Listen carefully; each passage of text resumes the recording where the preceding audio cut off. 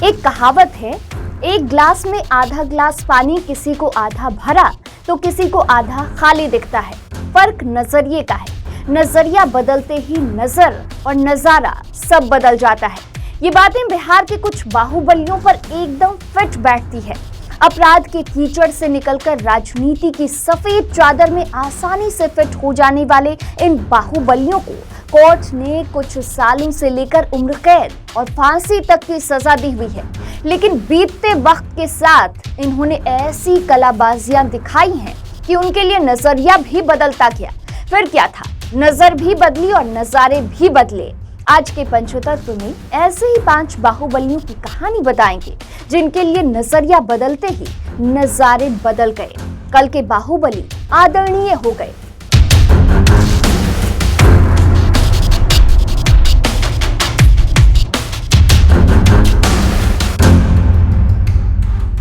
पहला नाम है भारतीय इतिहास में उम्र कैद की सजा पाने वाले पहले सांसद आनंद मोहन की। जेपी आंदोलन में सक्रिय रहे आनंद मोहन पहली बार जेल गए इमरजेंसी के विरोध में, लेकिन उसके बाद उन्होंने राजनीति और अपराध को एक ही कैनवास पर उतार दिया।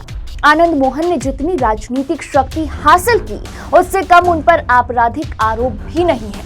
एक आरोप तो ऐसा भी है जो उन्हें फांसी के फंदे तक ले गया, लेकिन बीच में हाई कोर्ट ने उनकी सजा को उम्र कैद में बदल दी। राहत सुप्रीम कोर्ट से भी नहीं मिली, लेकिन सरकारी अधिकारी की हत्या के आरोपी आनंद मोहन पर सरकार ऐसे मेहरबान हुई कि अब वे रिहा हो चुके हैं। हालांकि बताया ये भी जा रहा है कि सरकार ने 2012 में जो प्रावधान लाया था उसी ने आनंद मोहन को जेल के भीतर सजा पूरी होने के बाद भी बंद रखा था। लेकिन अब सरकार का नजरिया बदला तो नजारा भी बदला। पूर्व सांसद आनंद मोहन कैदी से पूर्व कैदी बन गए। इसी कड़ी में दूसरा नाम है मोहम्मद शहाबुद्दीन का। बिहार के ही एक और बाहुबली सांसद रहे हैं मोहम्मद शहाबुद्दीन, जो पहले विधायक बने फिर सांसद। शहाबुद्दीन के बारे में तत्कालीन डीजीपी डीपी ओझा की एक टिप्पणी है कि वो ऐसा क्रिमिनल था जो अगले पल क्या कर देगा किसी को नहीं पता। गोलियां चलवाने से लेकर तेजाब से नहलाने तक के आरोप शहाबुद्दीन पर दर्ज थे। उम्र कैद की सजा मिली थी, लेकिन सजा याफ्ता रहते हुए शहाबुद्दीन की कोरोना से मौत हो गई। लेकिन मौत से पहले एक वक्त ऐसा भी आया था जब शहाबुद्दीन को लेकर नजरिया बदलने लगा था। बात 2016 की है। बिहार में महागठबंधन की सरकार बनी थी और शहाबुद्दीन की पार्टी राजद सत्ता में थी। 11 साल से बिहार की अलग अलग जेलों में बंद रहे शहाबुद्दीन को कोर्ट से जमानत मिल जाती है। इसको लेकर आम धारणा ये बनती है कि राजद की सरकार में आने का लाभ शहाबुद्दीन को मिला है।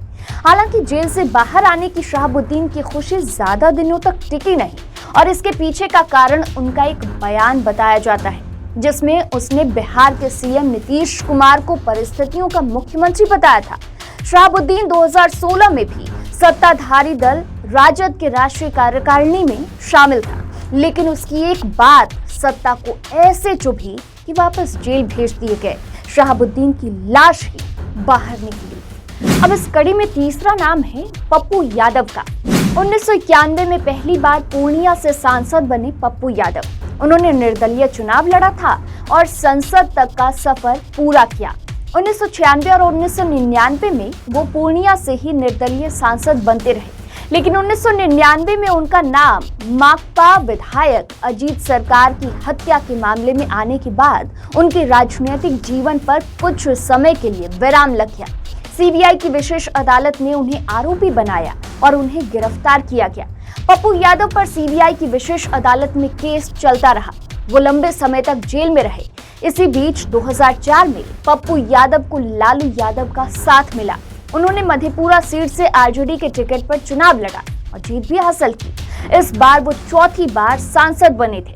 2008 में उन पर हत्या के आरोप साबित हो गए। सीबीआई की विशेष अदालत ने पप्पू यादव, राजन तिवारी और अनिल यादव को उम्र कैद की सजा सुनाई।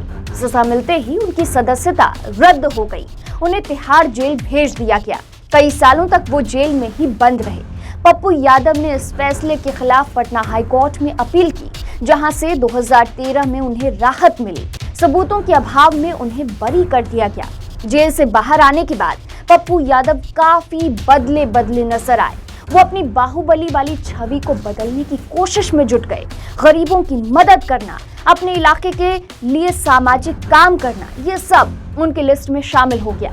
जब वो जेल में रहे उस वक्त उन्होंने द्रोह काल का पथिक के नाम से अपनी एक किताब भी लिखी। इस किताब को वो अपनी ऑटोबायोग्राफी बताते हैं। इसमें उन्होंने अपने राजनीतिक जीवन और पर्सनल लाइफ दोनों का जिक्र किया हुआ है। इस किताब में वो खुद की बाहुबली छवि को भी गलत बताते हैं। बाहुबली से आदरणीय बने नेताओं की लिस्ट में अगला नाम है सूरजभान सिंह का। बाहुबलियों की चर्चा हो और सूरजभान सिंह का नाम ना आए, ये कैसे हो सकता है? लोग कहते हैं कि एक समय पटना से लेकर गोरखपुर तक रेलवे टेंडरों में सूरजभान सिंह का जलवा था। 90 के दशक से अपनी धमक की शुरुआत करने वाले सूरजभान सिंह ने कभी पीछे का रास्ता नहीं देखा।